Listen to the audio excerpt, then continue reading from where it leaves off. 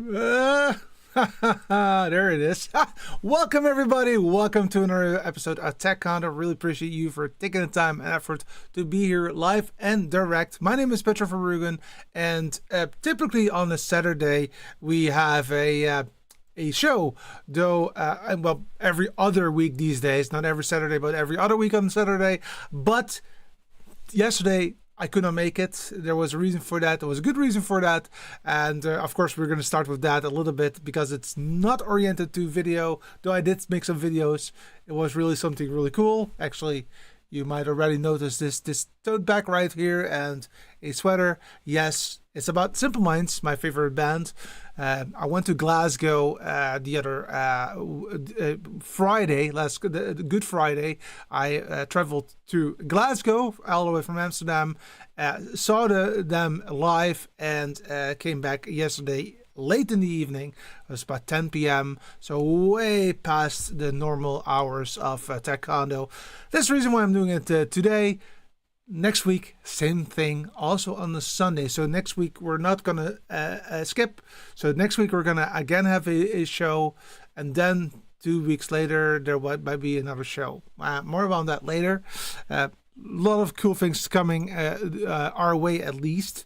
But let's check out who is live, because that is also important. By the way, if you are not live and you're seeing this after the fact, if you have any questions, please feel free to put them down. I will be using those questions for future videos, or I will just answer them immediately. I see that MT is in the house. Bunnies, he's also, maybe, I don't know if this is going to work, but, oh, there you go. A lot of bunnies. Of course, it's Easter, so happy Easter, everybody, right there as well. Really appreciate you for taking the time, and especially on this awkward day and awkward time. I see Eric is in the house as well. Really appreciate that. And also Veal is in the house. MT has the question of the day. I'm really keen on how how things go smooth on that event. Looking forward. Yeah, absolutely. We're definitely going to talk about that in just a bit. But I promise you to talk a little bit about last week. And how good would it be to just show you this picture right here? That's right. I actually went to see the Simple Minds, and I actually had a meet and greet with them as well. So on the picture itself, and I am so flabbergasted. I felt like a young kid again, and I was really enjoying every single minute of that. It was really cool, and I also thought it would be cool just to give you a bit of a, like a few seconds of a few songs that I've prepared. So I will be showing them off. Might be copyright striked. I doubt that, to be honest. But let's try it anyway. So without further ado, let's start with the first one, and that's this one right here. It's a love song, and it was really cool to see them live. As you can see by the camera position, I was literally in front of the show, and that was really, really cool. Nevertheless, of course, we also had Promise You a Miracle that they played, which was really, really cool. And if you don't know them that good, then you might know this song, Alive and Kicking. That's also something that they definitely played, and that was also really, really cool.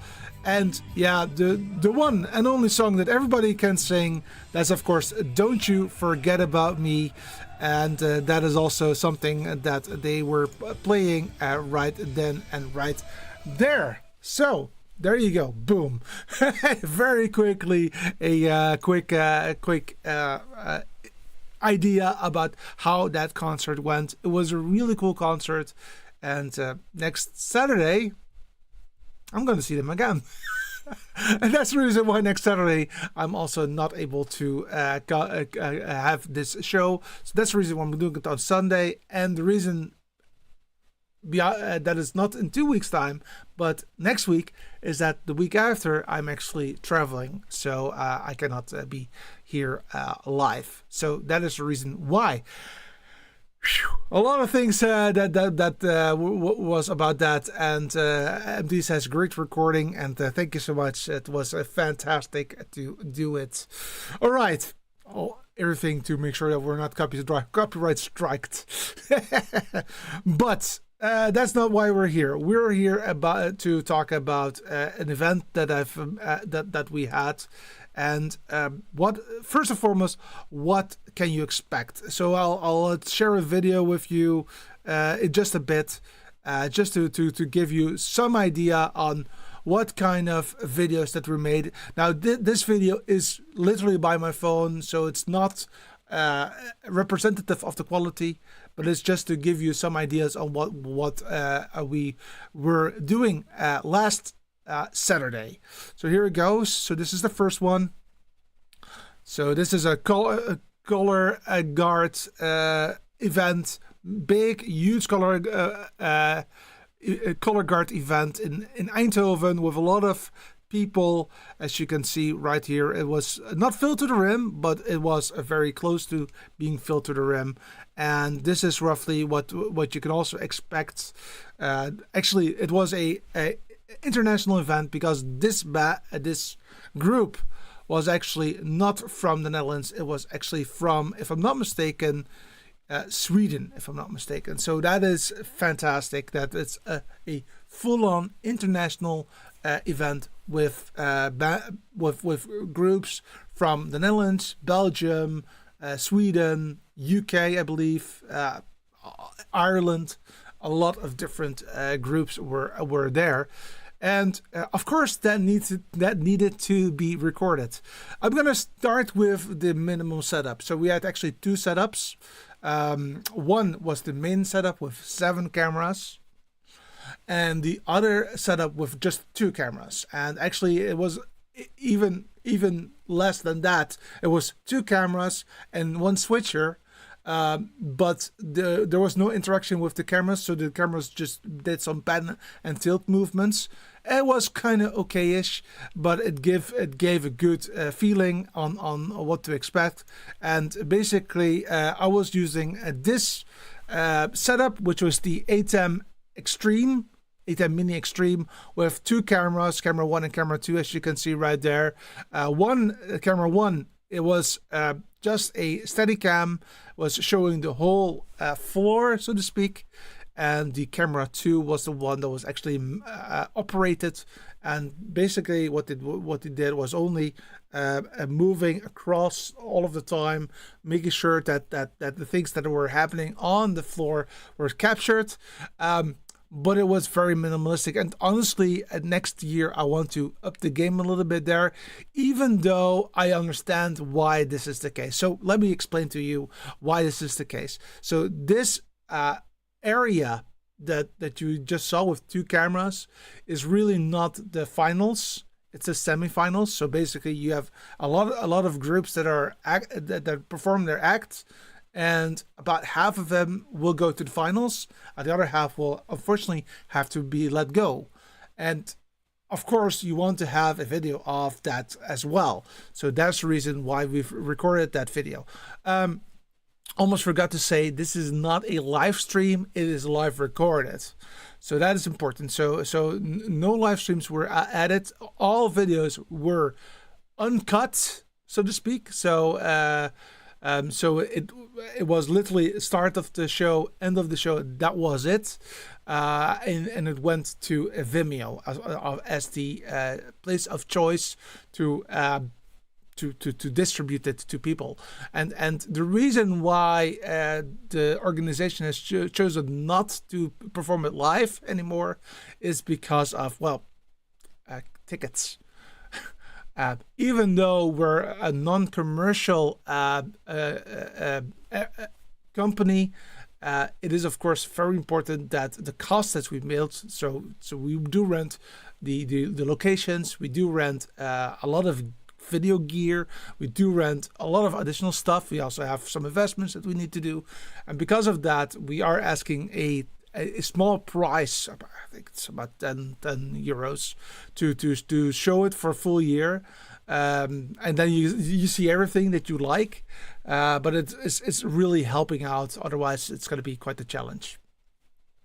Anyhow, so that is the one that I want to briefly go over, and now the cool part starts. And the cool part is actually the main setup, and this is the main setup right here. So let me get rid of this a little. Oh, wait a second. Let me get rid. Come on, get me rid of this. Make it a little bit bigger. All right. So what do you see on this slide on the slideshow? Of course, you see a laptop with the ATEM control software. This is really being used solely for monitoring audio and monitoring the recording. That's about it. Then you see a 19-inch Atomos recorder. So this is a big recorder right there. And that is being used as the main camera. So there's only one camera that is on that recording, and that is the main shot. That's the overarching shot, so that we always have what we call the high camera back. And why is that so important? Well, actually, it is so important because all of the shows are meant to be seen by the jury, and the jury is sitting very high, really close to that camera. So in order to have a idea on what a jury member sees, and also to for yourself as a group have some feedback on did you perform well or not, then it's really good to have that high camera at all times. So what we basically do is that we have a what they call a mix or program out. So that is a multi-shot with 7 cameras, and we have one additional one with only the high shot, the high camera as we call it, and those two are both combined on Vimeo, and you can just click on whatever you want to see at that particular time. So that is really cool. MT says we have 2 of those Somos and use them to record 4 inputs. And there's more, I think. 4 inputs, yeah. So honestly, for the MT, this was the first time that we used that product. So I really needed to get used to that system. Typically, what we did was that we used a video assist to record, but the camera rental agency just called us really like 1 hour in advance to say, oh, you're coming to get all of the gear, right? Yes. Well, you typically have 2 video assists, but one of them is broke, so maybe we can give you something else instead. And they got that Sumo product. Now, the cool part is that one of the things that my team members were expecting was me to provide a monitor as to view that camera position, and I didn't bring it because for me that was not clear to me that they were expecting that. So I was like, okay, I can go home and get it, but then you only will get it tomorrow, because we start to build up Friday and Saturday's the show. We're going to talk about the build up in just a bit, by the way. But that's that. Then we got that Sumo product by Atomos, and it was like it was a 19-inch screen, so it was actually perfect for exactly what we needed. And you can record immediately on that device itself via a SSD slot that was provided, and 2 drives. So that was quite good. Then next to that, you'll see a SDI screen, which I think is a little bit overkill, to be honest. That SDI screen is a lollipop screen. Overkill, but good. And below it, you see a 19-inch rack, a small rack, and that's new for this year. And there's only 2 components in there. One is a audio interface, which basically splits up a audio mix that we get and then push it out to multiple targets. and then below it you see a data video intercom system, wired intercom system, and that's the one that we use for that.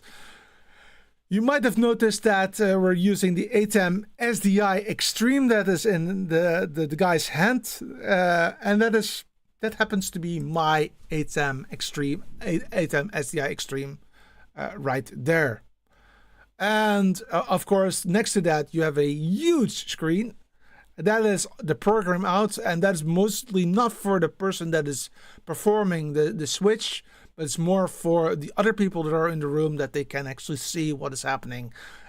It's not a strictly needed system. And if you look next to the guy, you see a small screen, and that small screen is a video assist again. And that one is indeed for the mix or program, whatever you want to call it.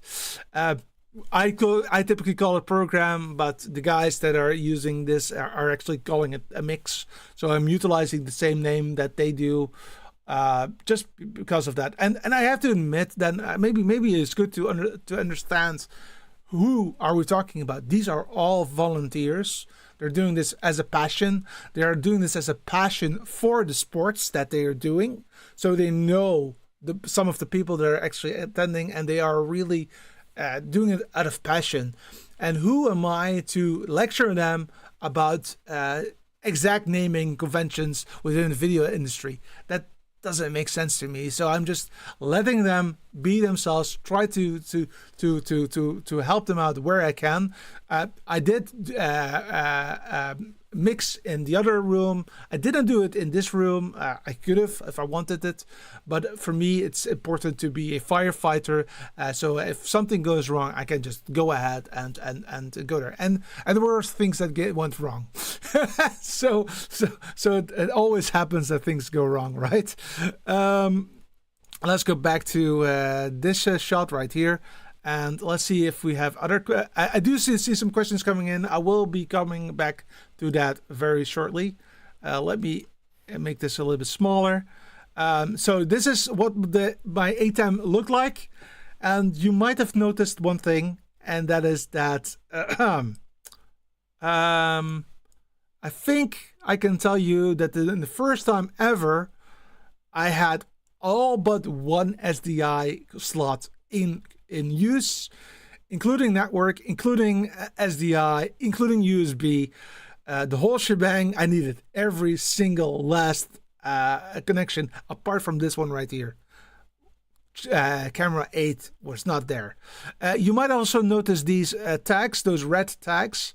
Those are well, we just introduced those tags during this week. The reason why was that I wanted to make sure that next time that we work on getting everything connected and combined, that we don't lose precious time on figuring out what cable it is. So either we had S50, which is SDI 50 meters, S20 SDI 20 meters. We had C50, which is comms 50 meters, C20, which is comms 20 meters, and XLR. We still needed to do, but you can imagine that XLR will be something like X20, X50 or something like that. So we will definitely also use that, though we only used the red ones and the yellow ones at the first, and the blue ones will be XLR. Do I like this? Honestly, I don't. This is not my choice, though I did write these down, and I actually combined them, as you see right here. I'd rather have it in a label format. I think this is a little bit too much, though it does work, and it is already better than we had previously. So that is that. Let me go back. Of course, I will come back to you guys. This is also my video assist. So this is recording the program out, which is fantastic. actually worked like a charm. This is another view of the same thing. This is where you also can see the the audio distribution system, as I call it. Two of them were used. One would go to the ATEM, and the other would go to this controller, to this one right here. So these two were not connected to each other, which honestly I would have done differently. But the thing is, if you work with people that do not really know how things go, again, who am I to argue? So I just let it go and let them feel like they're in control. Honestly, I think that what they did was wrong. Honestly, I saw them going way too loud to in the reds, but they were really pleased with the results. So I'm like, okay, I'd rather put a compressor limiter on the ATEM Extreme than doing it the way that they did it. But hey, that's the way it goes. That's okay. It's okay. Then, of course, we did also have our own audio interface as well, which was great. So that meant that, let me show. So we actually had our audio in the same room. So luckily, we could really hear everything, which was great. Oh yeah, this one is also interesting. So remember, there's a Sumoi Atomos system, 19-inch recorder, and of course also the video assist. And what this person did was that he actually, after every class, so a group of acts, we provided him all of the cards, and then he recorded. So every single camera was recorded separately. And then we've got the program out separately, and we've got the iCam separately. And what he did was he just took all of the footage, made it, compressed it, and pushed it to Vimeo. So at the end of the day, like 2 hours after the gig was done, everything from the whole day, from 8 a.m. or 8:30 a.m. all the way till 10 p.m. was all recorded and available on the website, which was fantastic, and I'm flabbergasted that he could do that. It was really, really good. Then, of course, we also had a audio guy, which was using this nice Behringer system.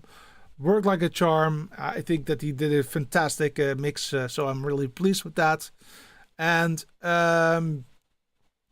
yeah, so then let's talk a little bit about, well, let's wait. Let's go and see if there are any questions so that we can move there.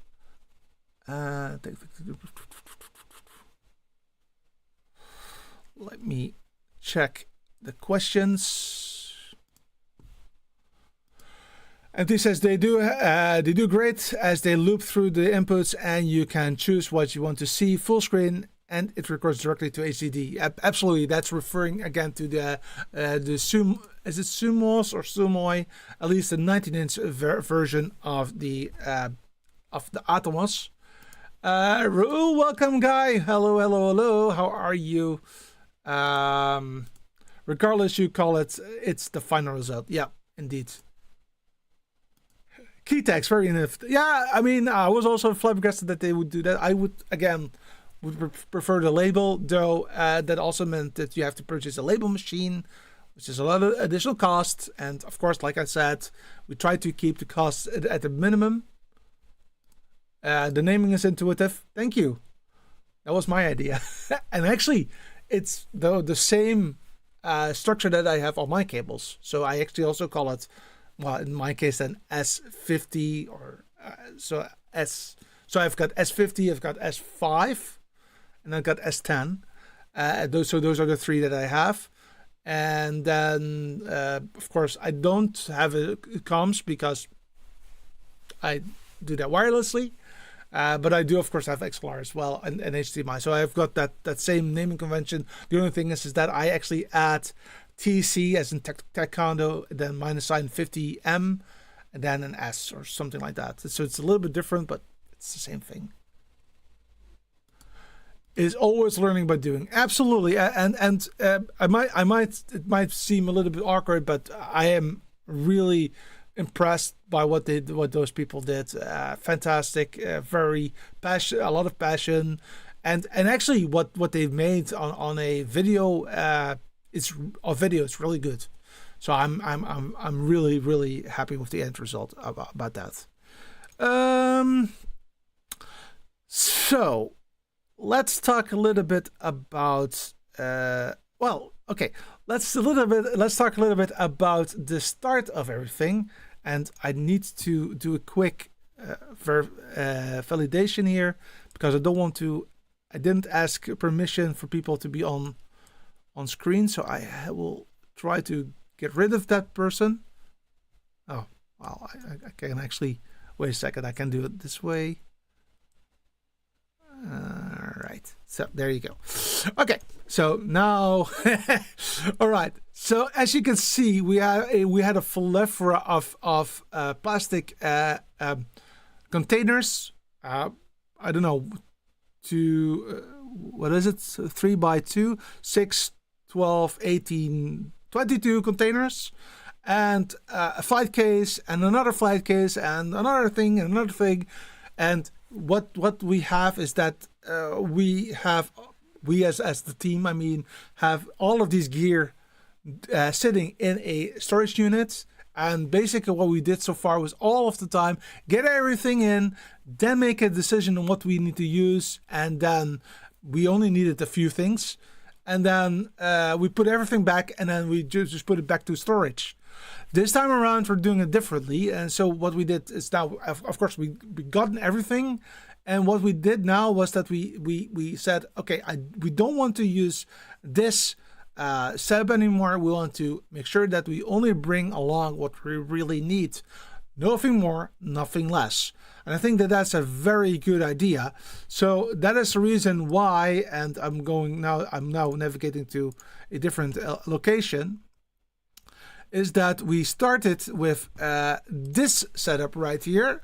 Remember, C50, C20, S50, and S20. So every box here is something different.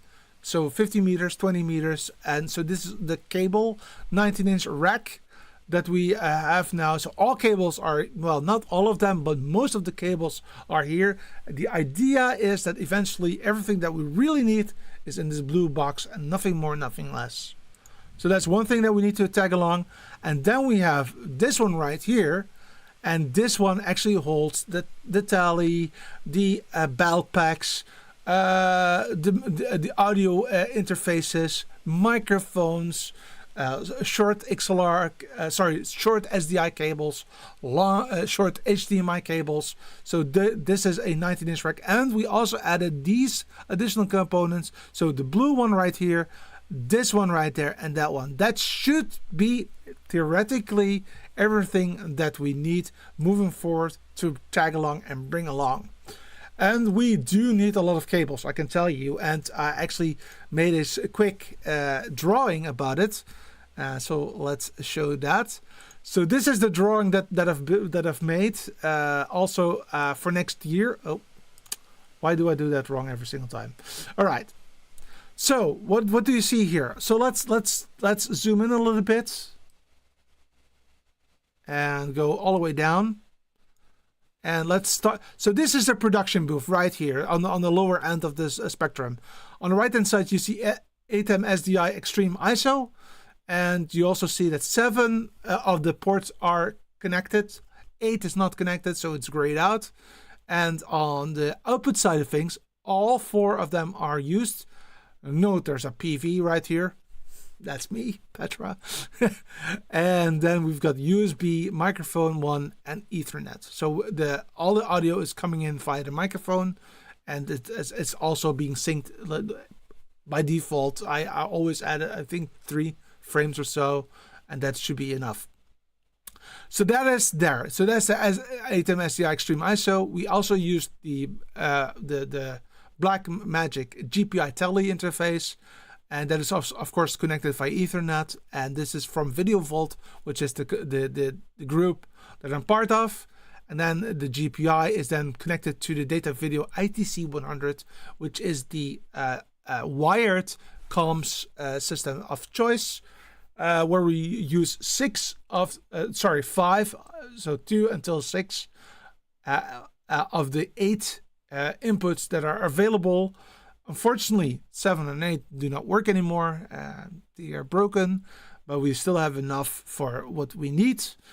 And then below that, of course, you see the audio distribution. The zone 3 is going to the ATEM SDI Extreme ISO, and zone 4 is going to the video assist of myself, and that is where we have program out.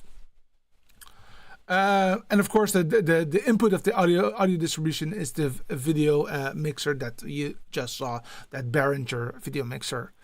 Outputs may be interesting. So the video assist for the program out, this is Dutch, big TV that's is also available with a converter from SDI to HDMI. We have the Atomos Sumo 19SE, which is the high cam, as I already said, and another SDI with the multi-view. So those are the outputs right there. And what I actually did, if you go up a little bit, is that you might see those diamond shapes, and those diamond shapes are something that it's dread for myself. I really don't like to do it, but unfortunately there's no choice at this particular moment, and that is that we need to combine multiple SDI cables. So we for camera 6 we use a 50-meter cable, and we're adding an additional 50-meter cable to go all the way to camera 6. That is on the floor next to where everything is happening. But we also have one, and that's not on this because this is an older version of it. But we also had, for example, camera 7, and that has actually 2 times a connection. And that's where a learning curve was at, because I actually they first had a very simple consumer GVC camera connected to camera 7, and it had a lot of dropouts. It was not very good, and it was really not that great. So I actually decided to provide my own camera and use that, and it was actually quite stable, but there were still some dropouts. I was like, so I know that until 70 meters, because I work for multiple local TV stations, and typically things end at or 50 meters or 70 meters, because if you go past that 70 meters, then theoretically you can go until 100, but with interference that you can have locally, then dropouts happen. And so I typically say, okay, I don't want to get dropouts, so let's cap it at 70 meters. But now we did not the 50 meters, not 100 meters, but 120 meters. And that was really the case, and that was really why it was not working perfectly. So the learning curve of that is that I will definitely purchase one of those repeaters, SDI repeaters, and push it in there somewhere, because this is way too long and it's not working perfectly. So I think that what we've learned, at least this time around, is that after 100 meters, you don't get a good setup. So we have camera 7, 6, 5, 3, 1, 2, and 4. All of them are connected. And we also have yellow lines, and those are the yellow tags. So we've got red tags for SDI, yellow tags for comms, and those comms were also connected to that ATEM switcher. Now, XLR is not in here because that would make it not readable. You could argue that I can use H2R graphics for this one. H2R gear for this one. I did not do that because I'm not the only person that is using this, and I wanted to provide something in a way that other people can also amend it, change it, and that's the reason why I've chosen to do this just in PowerPoint. And it's working also quite nicely, so that's okay.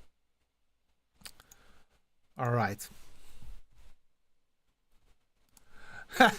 The production booth, the center of force, absolutely.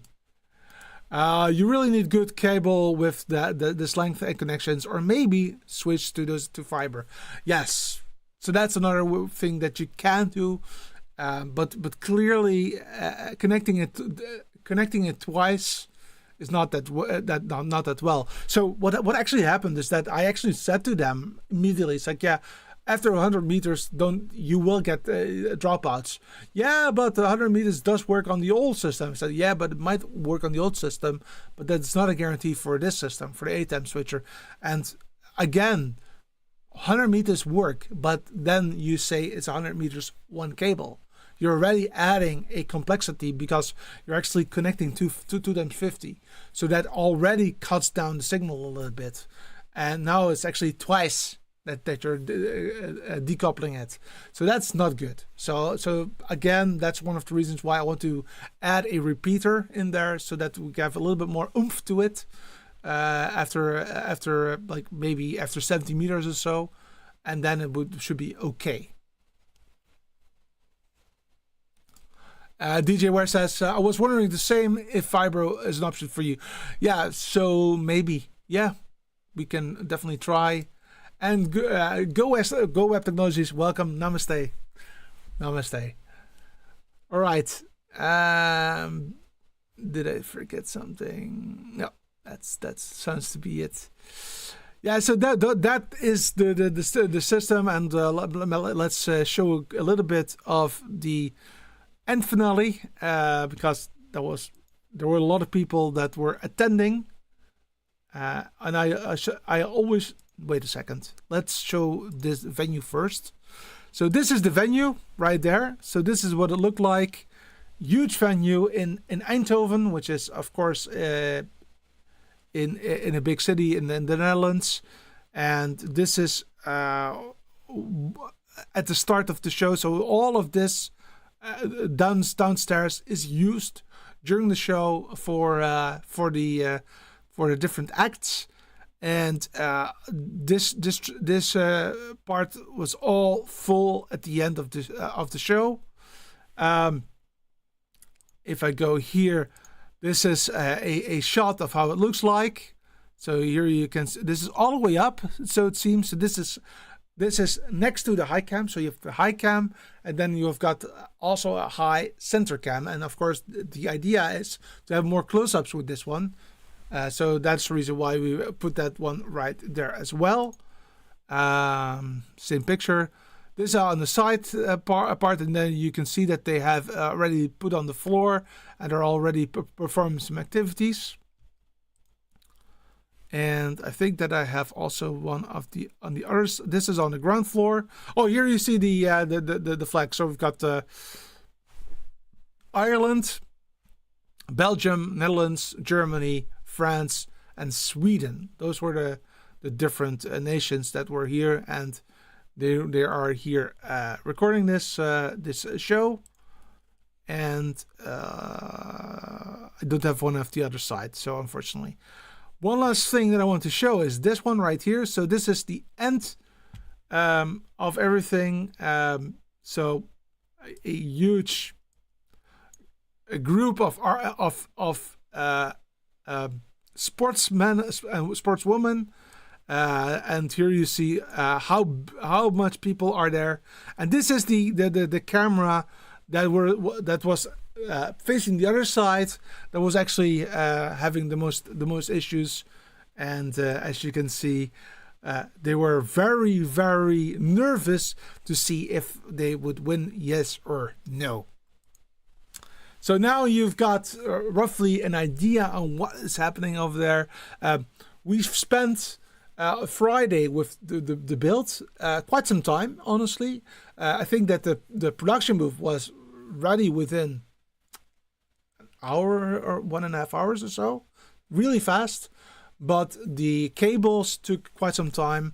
And I think that that's where we need to up our game. So that the labeling will help. Also, the graph that you just showed with all of the coding will also help, because then you know, oh, we need for this camera 2 times S50, we need 1 time S50 or 2 times S20. That's something you can just see right there very easily on that slide. We're also considering to put it on like a round how's it called, a spindle. Also because it will be faster to do that, though spindles do take more space, so it's a bit a hit and miss of what they want to do with that. I think it's at least a good idea to think about it,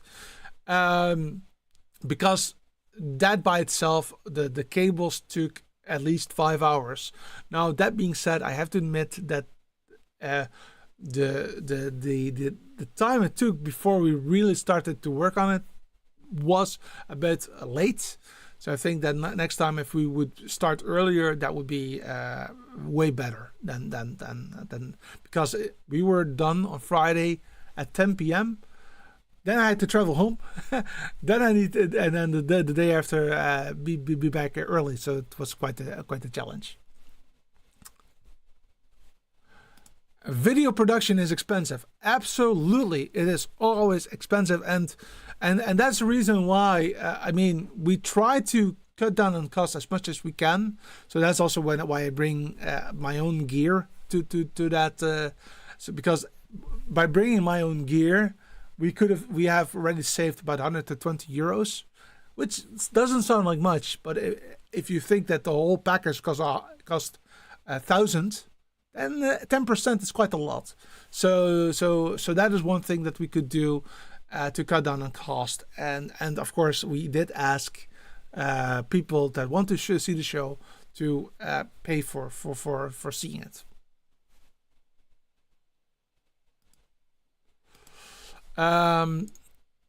Maybe opt for at least 4 fiber with upcoming events in mind, and also other big events. Yeah, so that's a very good idea. I have to we'll have to look at it. We'll definitely have to look at it. Roel says, so what is the recommended length of an SDI cable without a booster? 100 meters, that is the max, I would say. I will not go further than 100 meters. I personally use 70 meters as the max, and not 100. Just because of interference possibilities, and I want to get rid of those as much as I can. So I'd rather have a little bit of a little bit of buffer there. And 100 meters is, I don't know. Okay, Google. 100 meters in feet. 100 meters is equivalent to 328 feet, 1.008 inches. 328 feet. That's it. Exactly what MT says. It depends on the cable. 70 meter is safe, and it's possible to reach 100 meter. Yes, exactly that. So that's exactly what I also recommend to everybody. As long as you keep it under the 70 meters, you should be okay. All right. That's all I had in store for you this time around. I hope that you liked it. I really enjoyed being back, and unfortunately on a little bit of a different day than standard, but yeah, it just happened.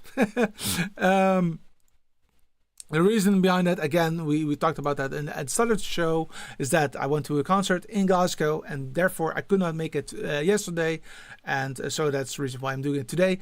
Also, a little bit earlier than typical, because of course it's Easter, and I also want to hang out with my dad. That's it. Next week, also on Sunday, due to the fact that I'm again going to a concert on Saturday. So again, I will see you next week, Sunday, with a new show that will be live. And then we'll also talk a little bit about the plans for the coming 2-3 weeks, because there are some things that are coming. Because next week will also be the week after next week. I will also be traveling again, so that's the reason why. I think I will make 70 meters max to be safe. Absolutely, and the reason behind that, just to clarify, Roel, is that 100 meters is the max, and if you say 70 meters, then that buffer is going to be very helpful in case of interference. You don't always know what kind of interference that you have, so the smaller the cable, the less interference that you can expect. Freedom units, there you go. Oh yeah. And there is also recommended length for even 1080p and 4K. Yeah, I only use HD, so I don't know what that is with 4K. Unfortunately, I don't know that. So I only work HD. So that's for there. All right. See you next week. Have a fantastic Easter, guys, and I hope that you have a fantastic rest of the weekend. Ciao.